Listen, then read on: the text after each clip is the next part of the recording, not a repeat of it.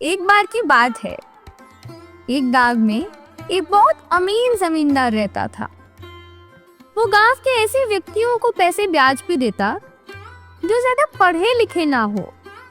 वो ऐसा क्यों करता?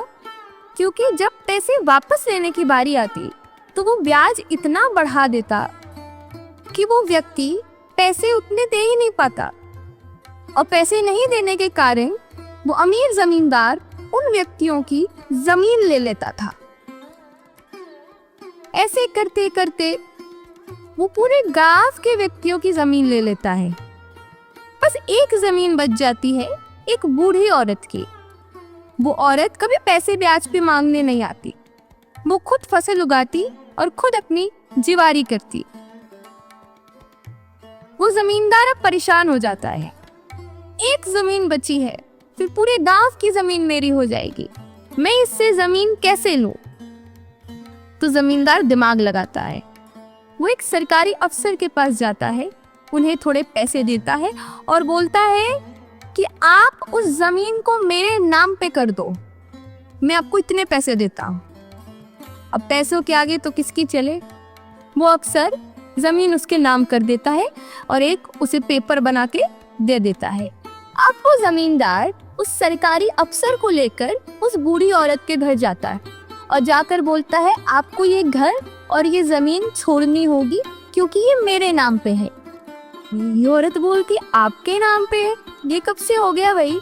मैं, मेरे दादा, मेरी दादी सब यहाँ पे रहते थे। अरे ये तो मेरे पूर्वज की जमीन है और ये तो मुझे परिवार से मिली है, ऐसी कैसे आपकी होगी? मैं बचपन से यहाँ रही है। वो कहता है, ये रहा पेपर और ये रहे अफसर, पूछ लो मेरी है कि नहीं। वो औरत बोलती है कि मैं अदालत में जाऊंगी, मैं अपना केस लड़ूंगी, और क्योंकि ये जमीन मेरी है, मैं सच बोल रही हूँ। अब वो औरत अदालत जाती है। अदालत जाकर अपना केस लड़ने की कोशिश करती है, सबको समझाती है कि वो जमीन उसकी है, लेकिन पैसों के आगे किसकी चली है। उस जमींदार ने सभी को पैसे खिला दिए और सबको अपनी तरफ कर लिया। उस औरत के हाथों से जमीन छीन ली। उस औरत का आखिरी दिन आ जाता है उस जमीन पर।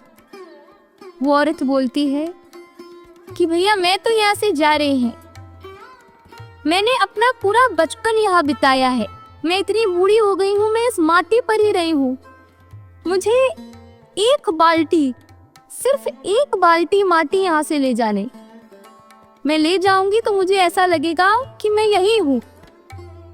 तो वो आदमी कहता है, ठीक है भैया, एक बाल्टी तुम्हें माटी चाहिए, ले जाओ। तो जमींदार के सामने वो माटी भरना शुरू करती है। भरती जाती है, भरती जाती है, पूरा भर जाता है। इतना भर लेती है कि उसमें से माटी गिरने लगती है। उठाने की कोशिश करती है तो उससे उठता नहीं है। तो वो जमींदार को बोलती है, भैया थोड़ी मदद करेंगे, उठवा दीजिए। जमींदार आता है, जमींदार उठाने की कोशिश करता है तो सारी माटी उसके कपड़े पे गिर जाती है, वो उठा नहीं पाता। तो जमींदार क्रोधित हो जाता है। वो क्रोध में बोलता है, अरे बूढ़ी अम्मा, जब आपने देखा कि ये ज्यादा भर गया है, ये गिरने वाला है, तो आप इसमें भरे क्यों जा रही हैं? अरे ज्यादा सामान भरने से सामान खराब हो जाता है। आप देखिए, मैं मैला हो गया। वो कहता है, मैं मैला हो गया, वो तो चलो फिर भी ठीक है, आप एक बात बताइए, आप मृत्यु के बाद इस बाल्टी को अपने साथ लेकर जाएंगी?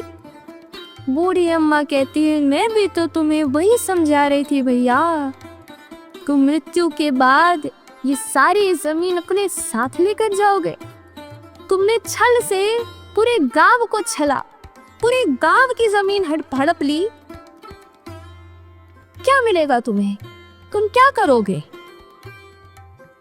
इतना सुनते ही उस जमींदार को ये समझ में आ गया कि इसने क्या गलती।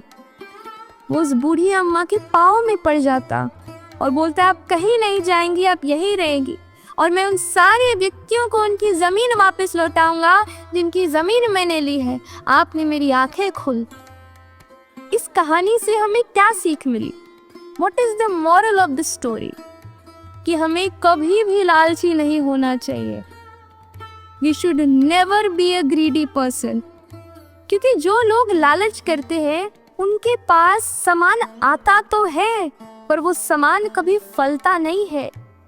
आपके पास जो भी है आप उसमें संतुष्ट रहिए, परमात्मा आपको उससे भी ज्यादा देंगे। लेकिन अगर आप लालच करेंगे तो आपको मिलेगा तो सही, लेकिन आपके दुष्कर्मों का फल भी उसके साथ आपको भुगतना पड़ेगा। A person who is greedy can never be successful, but a person who is content with whatever he or she has will always be successful. Radhisha.